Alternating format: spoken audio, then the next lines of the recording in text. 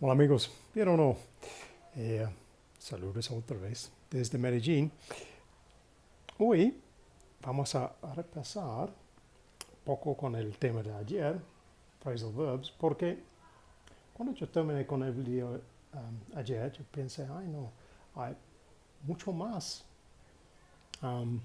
oraciones que nosotros utilizar normalmente con estos 5 verbos. Entonces voy a demostrar.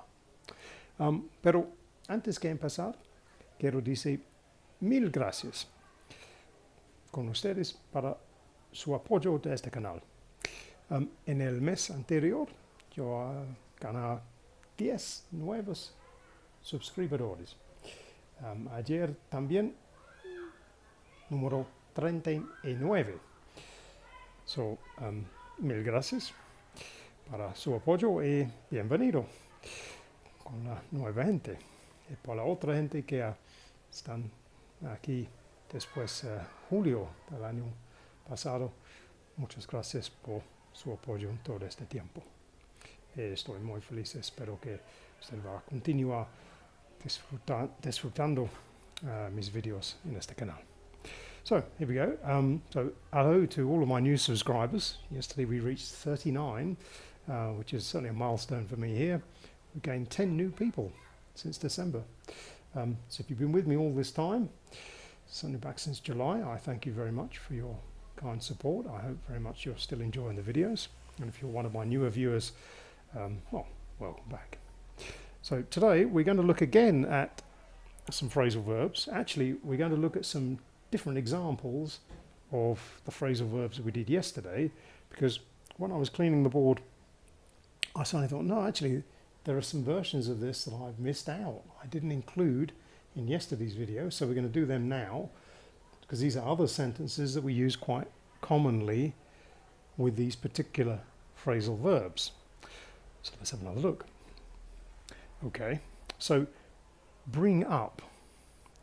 Now, we looked at this yesterday, bring up in the sense of to bring up children, means to raise children.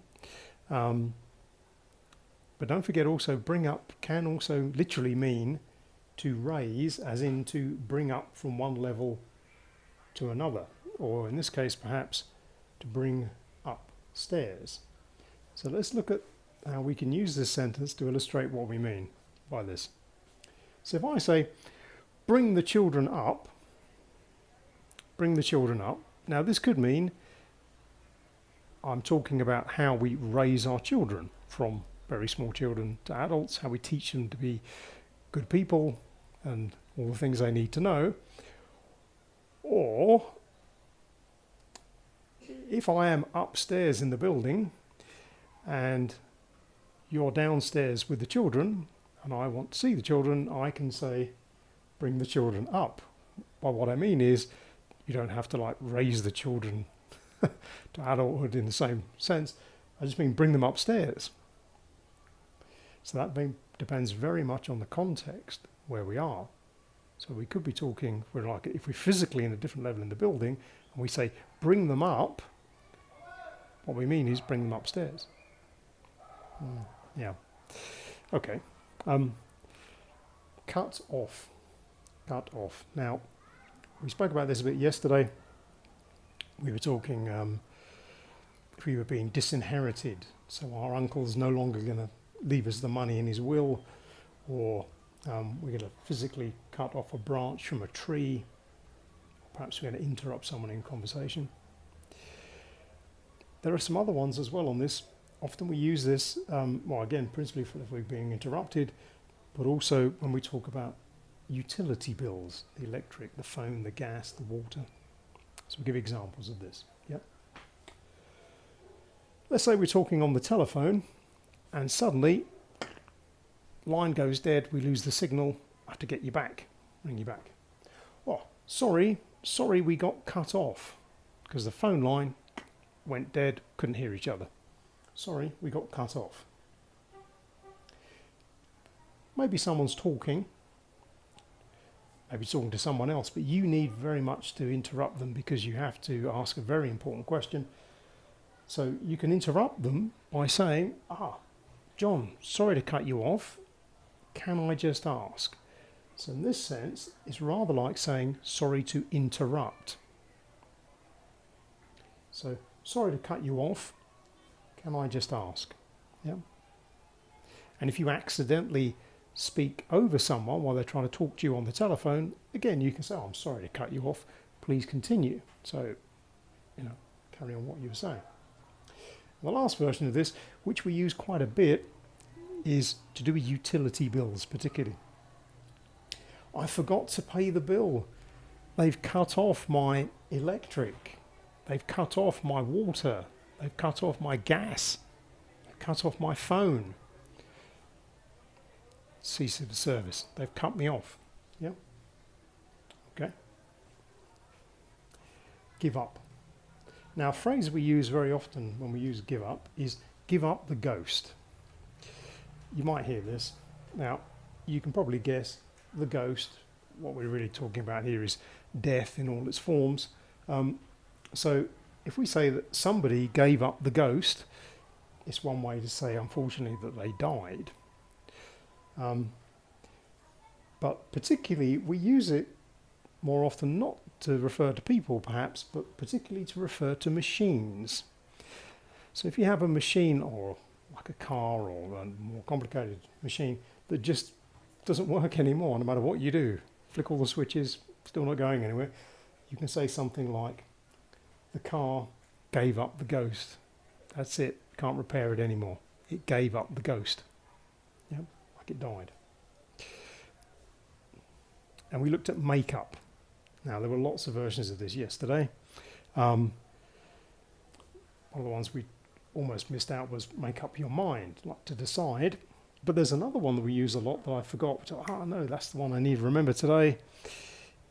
This is when you're telling stories, particularly when in a kind of a negative sense, in the sense that it could be a lie. So what you're talking about isn't real at all. So we could say something like, you're making it up. Now this really is more to indicate that we're just disbelieving what you're saying can't possibly be true. That's too incredible. You're making it up. That's a joke, right?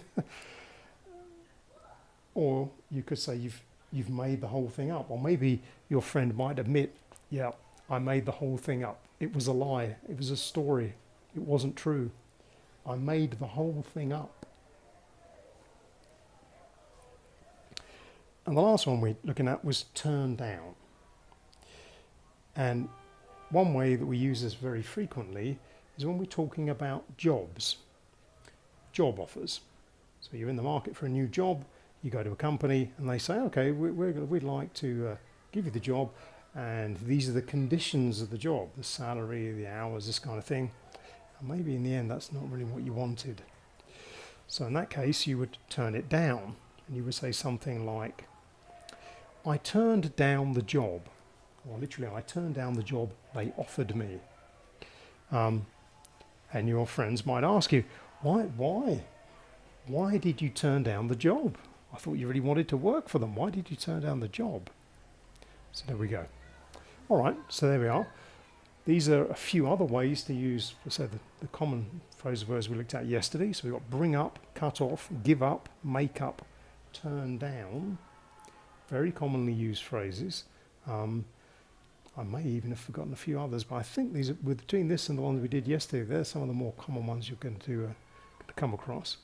So I hope you find this one useful. I hope you're enjoying this type of video. Phrasal verb-wise, there's a lot more scope we can use with this. I might take a different turn with this tomorrow. I'm thinking of a different theme. If you have something particularly you'd like me to cover, déjame saber en los comentarios. I'll have a try for that. But for now, from Medellin, feliz noche, and we'll say cheerio for now.